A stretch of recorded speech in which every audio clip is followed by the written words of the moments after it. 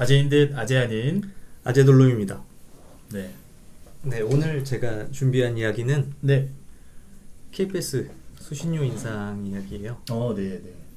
지금 보시던 기사도 수신료 올린 것과 관련된 건데 네. KBS 방송에서 음악 방송에서 뒷 배경이 음. 일본성을 음. 배경으로 했다. 네, 네. 프로그램은 뭐 조선의 팝, 조선 팝 어게인이라는 음악을 해서, 그러니까 한국적인 거를 강조하는 음악 방송이었는데 배경이 일본성이었다. 그래서 이게 잘못했다. 그러니까 논조는 이런 잘못을 하는 KBS가 수신료를 올려도 되겠느냐 네. 라는 거예요. 일단 이거는 이 논의 시발점은 네네. 될 수 있겠죠. 그리고 사실 이 프로그램이 아니어도 KBS가 뭐 여러 가지 실수를 많이 하죠. 사람이 하니까 실수는 있을 수 있다고 보고, 네네네. 대신 그게 너무 심하다거나 이건 걸러내야 마땅한 건데 뭐 그런 문제를 지적할 수 있겠죠. 그리고 중요한 거는 수신료 인상이죠. 네. 수신료를 2,500원에서 네. 3,840원으로 네네. 올리겠다라는 겁니다. 사실 수신료 인상 그리고 네. KBS의 구조조정 개선안에 대해서 제가 작년 7월에 네. 유튜브에 홀로 앉기에서 얘기를 했었어요. 네네네. 그 당시에는 적자가 난다. 음. 그리고 이게 코로나로 인해서 이게 경기가 장기적으로 안 좋을 것 같고 적자도 계속될 것 같아서 수신료를 올려야 된다. 그러면서 구조조정 하겠다. 이것저것 다 해가지고 조금 적자폭을 줄이겠다. 인원 감축도 해보겠다. 네네. 라고 했고, 그때 제가 가격을 올리기 위한 그냥 구실을 만들기 위해서 앞에 이런저런 얘기 잘해보겠다는 얘기를 한 것이지 실질적으로는 어렵다. 실질적으로 사람을 어떻게 줄이냐, 노조의 반발도 있고 한데, 그래, 아니나 다를까 최근 이슈에서는 구조조정에 대한 얘기는 하나도 없죠. 그냥 가격을 올리는 거예요. 인상하는데 그거에 대해서 뭐 좀 마음에 안 들어 하는 사람들, 네네. 뭐 언론들 같은 경우에는 이제 이런 방식이죠. KBS가 이렇게 못한다. 그리고 KBS의 억대 연봉자들이 절반이다. 그러니까 KBS가 거기에 반박한다고 내놓은 게 46.4%밖에 안 된다. 맞네요. 네. 거의 절반이죠. 네. 참 이런 상황입니다. 제가 작년 7월에 했던 얘기나 지금이나 기존은 똑같아요. 어떻게 볼 것인가. 여러분들한테 답을 딱 정해드리려는 건 아니고 이 상황을 어떻게 봐야 될 것인가. 기본적으로 네. 상황이 안 좋다. 그게 네. 경기가 안 좋아서건 코로나 탓이건 아니면 경쟁력을 잃어서건 기업 경영 상황이 안 좋다. 적자가 된다. 그런 상황에서 서비스의 가격을 올린다. 이해가 되시나요? 그렇지 않죠. 그렇지 않죠. 네. 올리면 안 되지. 가뜩이나 장사가 안 되는데 가격을 올리면 장사가 더 잘 될 거다라는 생각을 하는 사람은 아무도 없죠. 그렇죠. 근데 지금 KBS는 그렇게 한다라는 얘기고, 그럴 수 있다라는 거는 여기가 공사이기 때문에, 공기업이기 때문이죠. 네. 정부의 지원을 받기 때문이고. 그래서 이게 핵심인 것 같아요. 이 공기업인 KBS를 어떻게 볼 것인가. 일단 두 가지 관점이 좀 겹치는 것 같아요. 이걸 따로 볼 수도 있고 합쳐서 봐야 되는 경우도 발생하는데, 하나는 뭐냐면 경영 상태가 어떠한가, 그러니까 방만 경영이 있느냐, 그거를 기준으로 볼 수 있겠죠. 네. 그거를 기준으로 봤을 때 그 억대 연봉자가 절반 46.4% 이거를 어떻게 봐야 될 것인가. 어떤 상황에서 이런 연봉 구조가 나타날 수 있을까? 그죠? 네네. 그러면 그런 고액 연봉자들을 다 채워줘야 되느냐? 일반 기업이라면 당연히 구조조정을 하겠죠. 그렇죠. 거기 조금 이따 얘기를 더 할 건데 그 지점이 있고, 방만 경영 하나만으로는 얘기가 끝나지 않아요. 왜냐면 방만하지 않은 상황. 네네네. 모든 인원이 필수 인원이고 모든 인건비가 필수 인건비다. 네네. 하고 하면 그게 높아도 줄 수밖에 없죠. 그렇죠. 방만하지 않다라면. 그렇죠. 그렇죠. 방만을 기준으로만 봤을 때라면. 하지만 제가 얘기하고 싶은 기준이 또 한 가지 있죠. 공기업. 공사로서 필요하냐? 라는 거죠. 방송의 공익성, 중립성을 보장하기 위해서 공사가 꼭 필요한가? 그렇지 않고 민간 방송사로도 뭐 방송통신위원회의 심의를 통해서 여러 가지 도구를 통해서 공익성을 보장할 수 있느냐? 반대로 생각하면 그냥 SBS랑 MBC가 이적 방송이냐, 쓰레기 방송이냐 그런 얘기를 할 수 있는 거죠. 정치 유튜버인 저로서는 걔네들이나 KBS나 다 정권 밑에서 눈치 보기 바쁘다라고 말씀드릴 수밖에 없는데 기득권에 유착한 상태이고 저같이 정치적인 관점이 없더라도 그냥 구조로서 공사의 필요성 정말 민간에 넘길 수 없는 분야이냐 그렇진 않죠. 네. 생각해 볼 수 있죠. 정답을 드리려는 건 아닙니다. 나라마다 그리고 시대에 따라 변하는 거예요. 딱 정해진 건 아니죠.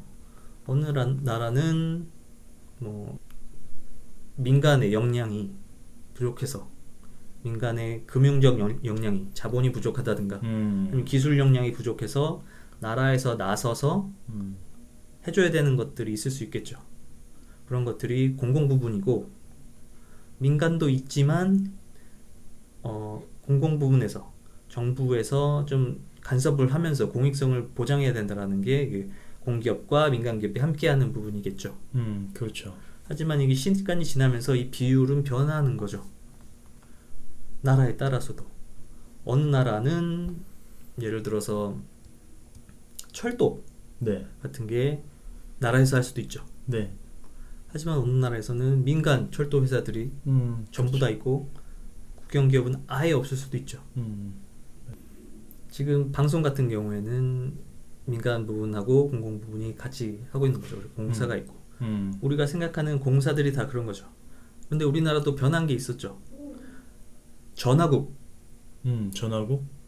이 있었죠. 원래 전화국도 우리나라에 공사가 있었습니까? 그렇죠. 아, KT가 원래는 공사였죠. 그래요? 그래서 SKT하고 LG하고 경쟁을 하다가 KT가 완전히 민영화가 됐죠. 그랬구나. 뭐 여전히 그 사장을 낙하산으로 내려 꽂기도 하고 입김이 세지만 공식적으로는 민영 회사가 됐죠. 그런 것처럼 우리가 공공기관, 공기업, 네. 공사들을 볼 때 단순히 쟤네가 방만하냐 아니냐, 비리가 있느냐 없느냐 뿐만 아니라 쟤네가 공사로서 필요하냐 아니냐도 봐야 되겠죠. 그렇죠. 그러면 공사로서도 필요한데 경영도 굉장히 건전해. 제일 좋은 상황이겠죠. 중심도 거기서 잘 잡아주고. 네. 반대로 네. 공사로서는 필요한데 방만 경영을 해. 비리도 많아. 그러면 어떻게 해야 될까요? 그 비리를 걷어내야겠죠. 네. 그렇죠. 네. 부실을 걷어내고 비리를 걷어내는 방법으로 접근을 해야 되겠죠. 또는 방만 경영도 하고 네. 비리도 있는데 사실 필요도 없어. 그럼 공사를 하면 안 되죠. 그럼 없애야 되겠죠. 네, 없애버려야지. 근데 되게 애매한 경우는 네. 경영이 투명해. 깨끗해. 비리도 없어. 그런데 더 이상 존재 이유가 없어. 그럼 뭐죠? 민영화 해야죠. 그렇죠. 네. 근데 이게 쉽나요? 글쎄요. 생각을 안 해봐서 어려울까? 쉬울까? 잘.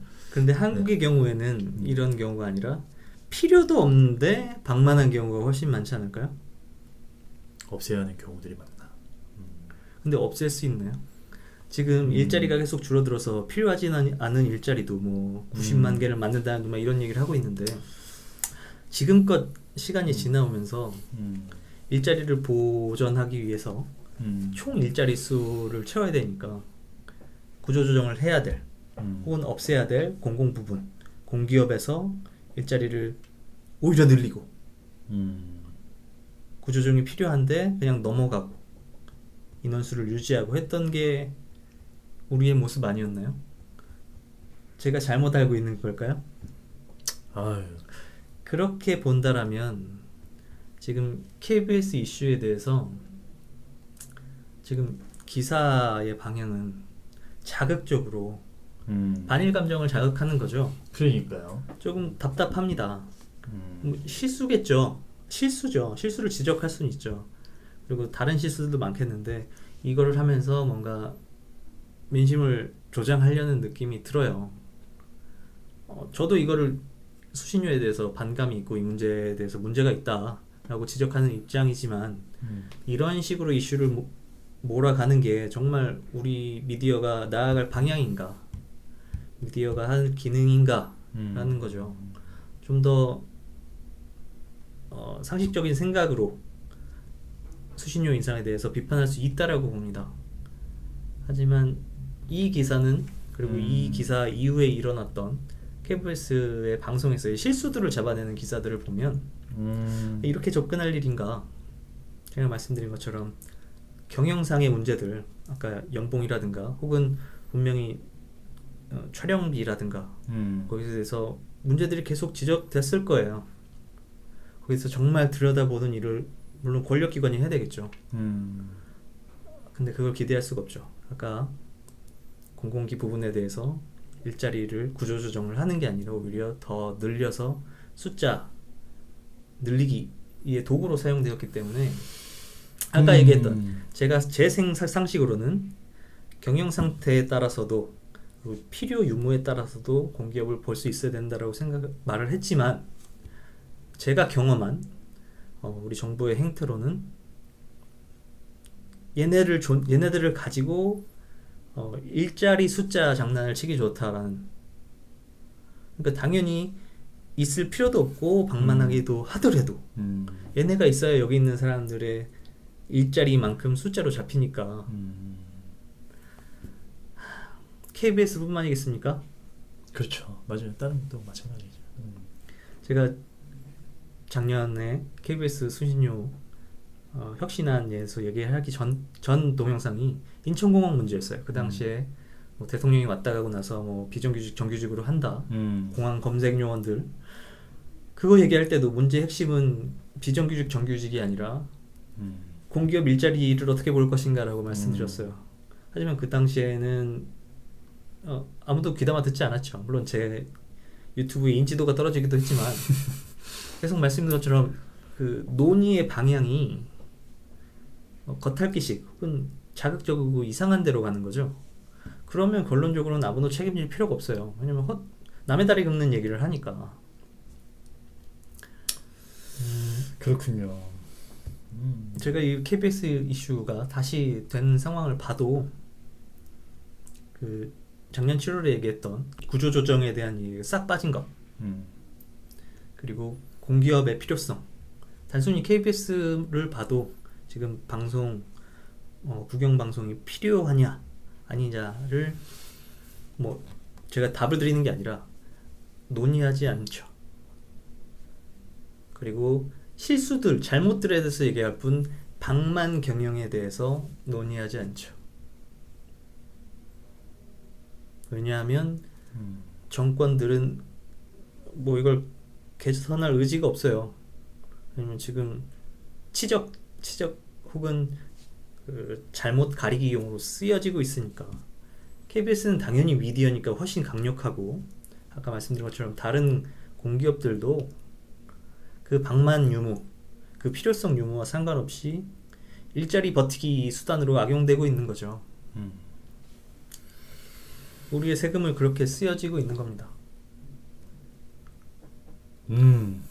그래서 제가 KBS 이슈를 다시 갖고 온 이유가 그거예요. 오해색 얘기를 하려는 것도 아니고 실수를 잘못을 지적하려는 것도 아니고 이 상황, 공기업에 대해서 암울한 이야기죠. 국민을 볼모로 잡고 그 돈이 어디로 쓰여지고 있느냐에 대한 얘기가 굉장히 낮은 수준에서 이루어지고 있다는 것이 참 안타까웠습니다. 어떠세요? 오늘 되게 좋은 얘기 들었네요. 저도 생각을 안 하고 있다가 들어보니까 충분히 네, 더 깊이 있게 고민해 볼 문제인 것 같습니다. 오히려 이런 기사들이 되게 작게 느껴지는 네, 그런. 그러면 오늘 네. KBS 수신료와 관련된 이야기는 네. 이렇게 마치도록 하겠습니다. 네네. 고맙습니다. 고맙습니다.